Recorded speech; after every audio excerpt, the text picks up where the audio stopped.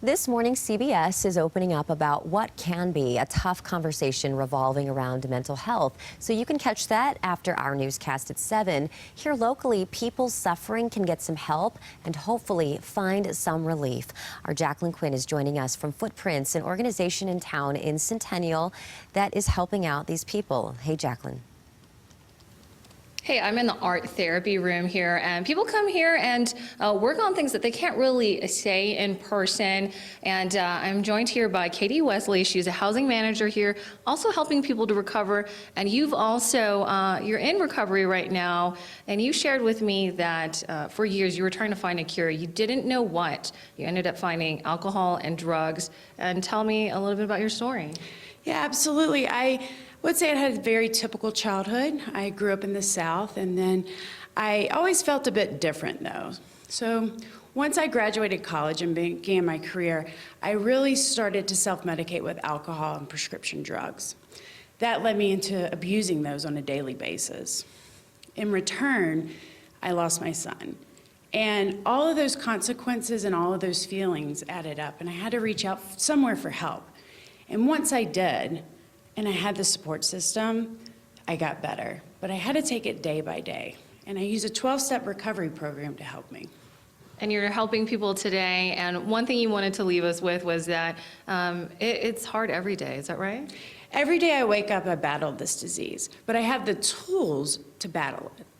I have healthy coping skills, and I have the pleasure of doing that for a living now. I get to come in and pass that on to the next person.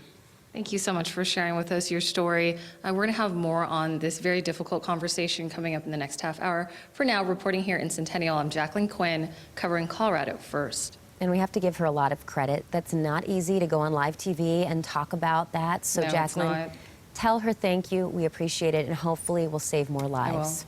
CBS is taking some time today to discuss something that many people have a tough time opening up about: mental health. And this morning we're talking to Coloradans who are working through mental health issues. They are brave. They're willing to talk about it. Jacqueline Quinn is joining us now from Footprints Recovery in Centennial with more. Hey, Jacqueline. Hey there, I'm actually in the art therapy room, but in studying the story, I wanted to show you something. So I kind of drew this on my own here, but I was looking at some stats and looking at depression. That's a form of mental illness in Denver, and from Denver Public Health, they actually say that 1 in 8 people in Denver are clinically depressed. So 1 in 8, and some may not even know it, and really some people are not getting the treatment that they need. So as defined by the National Institute of Mental Health, mental illnesses are health conditions that may relate to changes in mood, thinking, and behavior. And the Institute says it's the leading cause of disease burden in the country. Now, Footprints Recovery helps people overcome their addictions, and often it's discovered in therapy people have an underlying mental health issue they've never dealt with before. Laura Herrmann, who is the VP of Marketing and Outreach here, shared with us how in her 20s she was battling an addiction to alcohol, and it was like that for years because, like many people, she couldn't tell what she was dealing with. Part of the reason that I started drinking at a younger age was due to anxiety and feeling like I didn't quite fit in. It progressed as alcohol does, and my underlying anxiety was never addressed at all. What I did end up finding out, though, when I did find recovery and get sober, is that by taking care of getting rid of sort of the tools that I used to deal with the anxiety, I was then able to really look at the fact that, oh, I have an anxiety disorder. How do I handle this in healthy ways?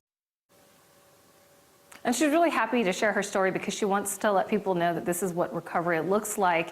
And coming up here in the next half hour, I'm going to talk to another staff member, and she's going to share with us her story. For now, reporting in Centennial, I'm Jacqueline Quinn, covering Colorado First. And the hope here is that their stories will let people know they're not alone struggling through this. Jacqueline, thank you so much. CBS is opening up the conversation about mental health issues. Today, it is all part of an effort to end the stigma that's associated with talking about it. Our Jacqueline Quinn joins us now from Footprints Recovery in Centennial, where many go to get help. Jacqueline, we've had a number of people share their amazing stories this morning. Yeah, and right now I'm standing here in this art therapy room where a lot of people who can't open up use art to express themselves. And because we're trying to really open up this conversation, I'm going to talk to Katie Wesley here, who is the housing manager here, and you've been helping people through recovery, and you're in recovery.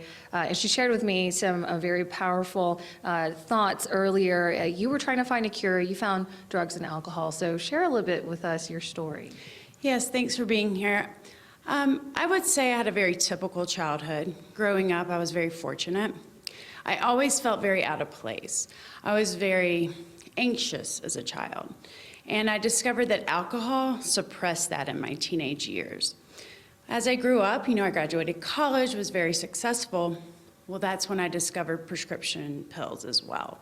So along with alcohol, my addiction really took off, and I started to abuse both.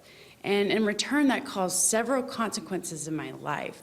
And I lost custody of my child. I gave custody to my parents. I attempted treatment several times, and until I was willing and ready, it began to work, and I reached out and got the right help. And you found out it was an underlying anxiety issue, is that right?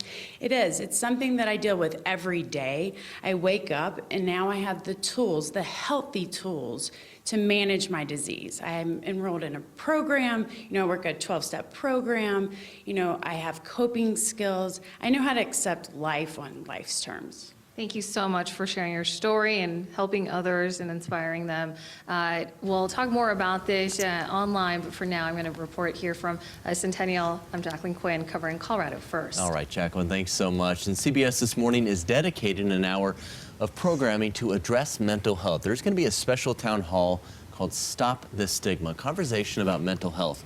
This is the chance to bring awareness and break down the stigma surrounding it. Coverage starts at 8 o'clock this morning. Well,